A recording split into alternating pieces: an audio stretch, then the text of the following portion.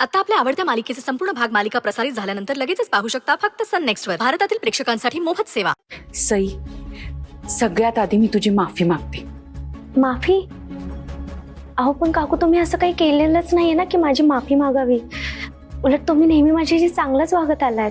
जे घडून गेले त्याबद्दल नाही, पण पुढे जे काही घडू शकेल त्याबद्दल मी तुझी आधीच माफी मागते. म्हणजे भैरवीताईंची अजूनही अशी इच्छा नाहीये की तू या लग्नात असावंस. काय? पण देवांश सर तर म्हणाले होते की हो हो, मला माहितीये देवांश काय म्हणाला ते. पण देवांश जे बोलला ते जर तो बोलला नसता तर तू या लग्नाला आलीच नसतीस, हो की नाही? खरं तर भैरवीताईंच्या सांगण्यावरून देवांश तुला हेच सांगणार होता की तू या लग्नात येऊ नकोस. पण नंतर मग त्याचं त्यालाच खूप वाईट वाटलं. त्याचं मन खात होतं आणि त्याला माहितीये की तू खूप स्वाभिमानी आहेस. तो जर खोटं बोलला नसता तर तू या लग्नाला आलीच नसतीस.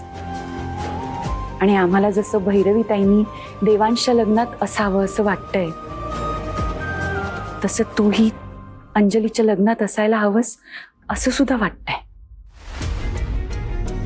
खरं तर ताईंनी स्पष्टच सांगितलंय की तू जर ह्या लग्नात असशील तर त्या लग्न अटेंड करणार नाही. पण आम्हाला माहितीये भैरवीताईंचा खूप जीव आहे देवांशवर. नाही, त्या आधी चिडतील पण नंतर त्या समजून घेतील.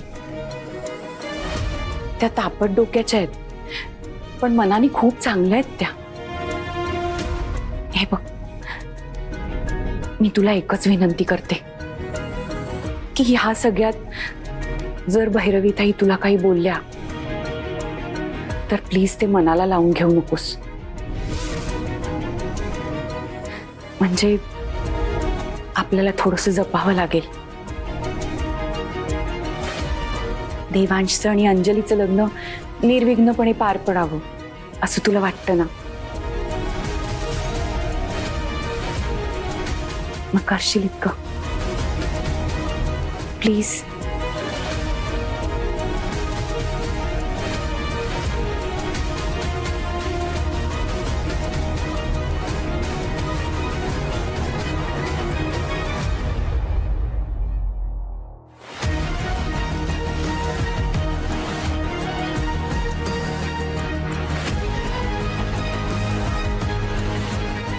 शहाणी मुलगी आहे. मला खात्री होती